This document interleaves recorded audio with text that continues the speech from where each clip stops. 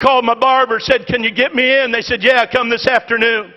I went to the barber shop, so happy and pleased I was going to get a good haircut from a barber I trust. And when it came time for my appointment, the receptionist come out and said, Mr. Cunningham, I'm sorry, but your barber had to leave on an emergency. He's not here today, but Julie can cut your hair if you want her to. And I thought, well, I'm here. I need a haircut. Julie will be just fine. About 2 minutes later, a girl stepped around the petition. She had hair that was sticking straight up in spikes. Some of it was purple, some of it was blue, some of it was yellow, some of it was orange. That girl must have had 100 piercings in her face, all around her ears, her lips, her nose. I mean, in the sides of her eyes, she was all pierced up. And under the piercing was all kind of painting. She had on polka dot pants and a plaid shirt. She had on 2 different color socks, and her shoes didn't match.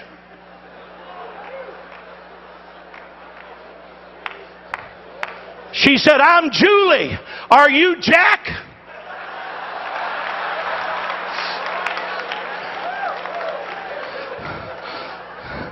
If it wasn't for wanting to please God, I'd have said, no ma'am. Jack said, tell you he had to leave.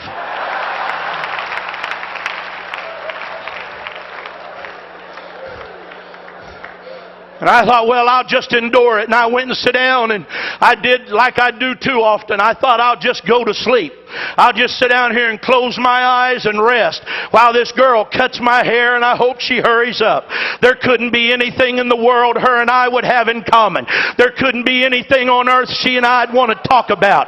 She wouldn't want to hear anything I got to say. I certainly don't want to hear anything she's got to say. I apologize, but that's what was going through my mind. While she's cutting my hair, she said, where do you work?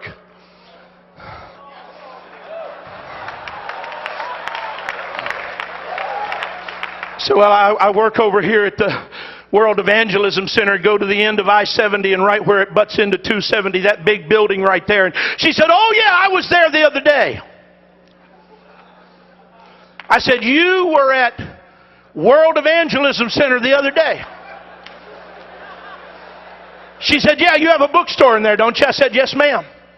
She said, my mama is a cocaine addict. My uncle is a hopeless cocaine addict. She said, somebody gave my mama one of those videos on Left Behind. And she said, we all sat down in the living room and watched it. And she said, I don't know nothing about God. And I don't know nothing about the church. And I don't know nothing about the Bible.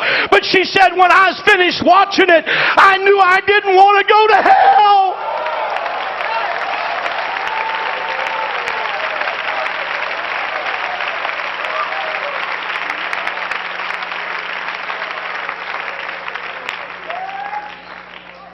She said, I went to your bookstore and bought a Bible. She said, I don't know how else to find out anything about God. She said, I just bought a Bible and I'm going to start reading it through. She said, I've had it 2 days now. I've already read. And she named some books that she had been reading from. But she said, I really don't understand anything about it. And when I looked in the mirror, tears are streaming down her face. The other people that are cutting hair have quit cutting hair. And now they're listening to her talk. And some of them got tears in their eyes. And when I got up out of that chair, I said, Julie, I want to apologize to you for not telling you about Jesus. I said, but if you'll stay here, I'm going to go to my office and get a Bible study. And me and you's going to sit out there on that park bench, and I'm going to give you a Bible study and help you know about Jesus.